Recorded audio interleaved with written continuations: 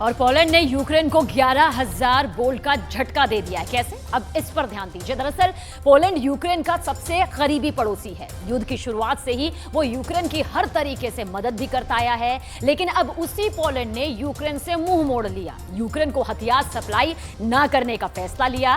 Poland के प्रधानमंत्री का कहना है कि वो यूक्रेन को हथियार देने की जगह अपने देश में ज्यादा मॉडर्न और एडवांस हथियार जुटाने पर काम करेंगे।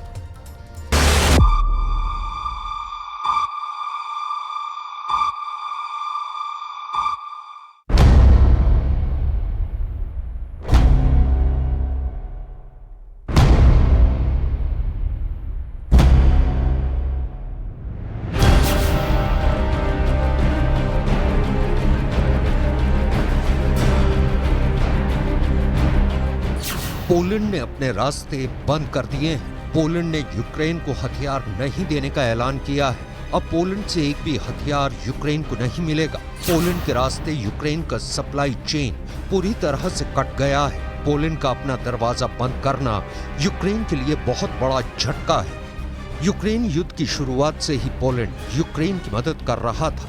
पोलैंड से यूक्रेन को हथियार मिल रहे थे। विदेश से मिलने वाले हथियार पोलैंड के रास्ते ही यूक्रेन पहुंच रहे थे। लेकिन अब पोलैंड का कहना है कि वो यूक्रेन को हथियार देने के बदले खुद को और मजबूत बनाएगा। पोलैंड के प्रधानमंत्री ने कहा है कि वो यूक्रेन को हथियार देने की जगह अपने देश में ज्यादा मॉडर्न और एडवांस हथियार जुटाने पर फोकस करेंगे। Nie przekazujemy żadnego uzbrojenia na Ukrainę z tego względu, że my teraz sami się broimy w najnowocześniejszą broń. Jeśli nie chcesz się bronić, to musisz się mieć czym bronić. Taką zasadę wyznajemy i dlatego dokonaliśmy zwiększonych zamówień. Dzisiaj byłem w zakładach. सवाल है Ukraine के सबसे करीबी साथी ने क्यों मुंह मोड़ लिया है।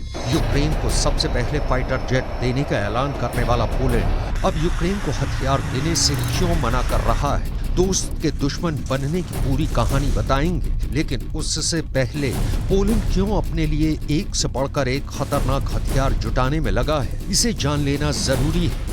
रूस से लेकर बेलारूस से बड़े खतरे से पार पाने के लिए पोलैंड अलग अलग देशों से हथियार जुटा रहा है। अमेरिका से 250 एब्रम टैंक्स का करार उसी तैयारी का हिस्सा माना जा रहा है।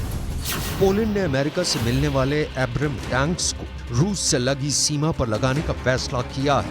पोलैंड रूस की मुख्य भूमि से काफी दूर है। इसके बावजूद पोलैंड की सीमा से सटे कलिनिनग्राद पर रूस का नियंत्रण है। कलिनिनग्राद से पोलैंड 232 किलोमीटर लंबी सीमा साझा करता है। अब एब्रम टैंक्स को कलिनिनग्राद से लगे बॉर्डर पर तैनात करने वाला है। पोलैंड की 418 किलोमीटर लंबी सीमा रूस के सहयोगी बेलारूस से भी लगती है। पोलैंड को आशंका है कि युद्ध की स्थिति में रूस बेलारूस के रास्ते भी पोलैंड पर हमला कर सकता है। ऐसे में एब्रम टैंकों को बेलारूस बॉर्डर पर भी तैनात कर सकता है। पोलैंड को आशंका है कि रूस के राष्ट्रपति व्लादिमीर पुतिन पोलैंड पर अटैक कर सकते हैं या फिर बेलारूस पोलैंड पर हमला बोल सकता है। किसी भी हमले का जवाब देने के लिए पोलैंड ने दक्षिण कोरिया से F-50 लड़ाकू विमानों को खरीदा है। सिर्फ F-50 ही नहीं, दक्षिण कोरिया से पोलैंड ने और भी जंग के साजो सामान खरीदा है, जिसकी डिलीवरी के बाद खुद दक्षिण कोरिया के प्रधानमंत्री हॉन डक-सू ने पोलैंड का दौरा किया था। 이제 명실공히 폴란드는 한국의 핵심 우방국이자 중동부 유럽 진출의 거점 국가입니다. Polska i Korea po dwóch stronach świata, ale po dwóch stronach Rosji również jednak dzielimy jedną stronę obrony cywilizacji i pokoju. I to bardzo nas łączy. To powoduje, że mamy coraz więcej wspólnych projektów gospodarczych i obronnych. यही वजह है कि Poland ने रूस की सेना के आक्रमण की सूरत में करारा जवाब देने के लिए पोलैंड बेलारूस से लगी सीमा को और सुरक्षित करना शुरू कर दिया है। सैनिकों को सीमा पर तैनात कर रहा है। ये पोलैंड की सेना का सबसे ताजा मूवमेंट है। बटालियन की बटालियन जा रही हैं, टैंक जा रहे हैं, बख्तरबंद गाड़ियां जा रही हैं। ये पोलैंड की सेना का बेलारूस बॉर्डर की ओर बढ़ने का वीडियो है। पश्चिमी मीडिया के मुताबिक बेलारूस की ओर बढ़ते खतरे को देखते हुए पोलैंड ने बेलारूस से लगी सीमा पर सेना की तैनाती तो बढ़ा दी है। दावा तो यहाँ तक है कि अगर युद्ध की नौबत आ गई तो नेटो के 1 लाख सैनिक पोलैंड में लैंड कर जाएंगे। पोलैंड के राष्ट्रपति ने दावा किया है कि 1 लाख नेटो सैनिकों की इस मूवमेंट के प्लान पर नेटो ने अपनी मोहर भी लगा दी है। 1 लाख नेटो सैनिकों का पोलैंड आना युद्ध के लिहाज से बहुत बड़ा संकेत है, बहुत विस्फोटक प्लान है, क्योंकि इस प्लान के तहत नेटो की 1 लाख सेना पोलैंड में दाखिल हो जाएगी। नेटो के फाइटर जेट पोलैंड आएंगे, नेटो के घातक टैंक पोलैंड पहुंचेंगे, नेटो की बख्तरबंद गाड़ियां पोलैंड आएंगी, नेटो की स्पेशल फोर्स पोलैंड में होगी। पोलैंड की सबसे बड़ी टेंशन इस वक्त बेलारूस बना हुआ है, क्योंकि पोलैंड के पड़ोसी देश बेलारूस में रूस की कई खतरनाक मिसाइलें तैनात हैं। रूस के परमाणु बम भी अब बेलारूस में लग गए हैं। पोलैंड को डर है कि यूक्रेन की मदद से खार खाए पुतिन आज नहीं तो कल उस पर भी हमला कर सकते हैं।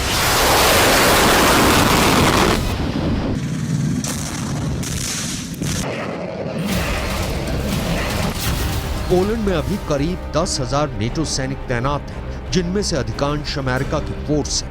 इसके अलावा युद्ध होने पर 1 लाख और नेटो सैनिक पोलैंड आ जाएंगे। इसके साथ ही साथ नेटो शिखर सम्मेलन में पोलैंड में हथियारों के गोदाम बनाने का फैसला किया गया है, क्योंकि अमेरिका और ब्रिटेन के बाद पोलैंड ही ऐसा देश था जो यूक्रेन का बड़ा मददगार था। पोलैंड पश्चिमी देशों और यूक्रेन के बीच सबसे अहम कड़ी बना हुआ था। अमेरिका समेत पश्चिमी देशों से यूक्रेन को मिलने वाली मिलिट्री मदद का रास्ता भी पोलैंड से ही होकर जाता था। यूक्रेन से पोलैंड की 535 किलोमीटर लंबी सीमा लगती है। पोलैंड के जरिए नेटो के हथियार धड़ल्ले से यूक्रेन पहुंच रहे थे। वो हथियार चाहे अमेरिका से यूक्रेन आने हो या फिर ब्रिटेन से, यूक्रेन को हथियारों की डिलीवरी मिलने वाली हो। हथियार पहले अमेरिका से पोलैंड पहुंचता था, वैसे ही ब्रिटेन से भी पोलैंड आता था, फिर पोलैंड से सड़क के रास्ते यूक्रेन पहुंचता है। लेकिन पोलैंड के ताजे फैसले के बाद अब ये कड़ी टूट गई है।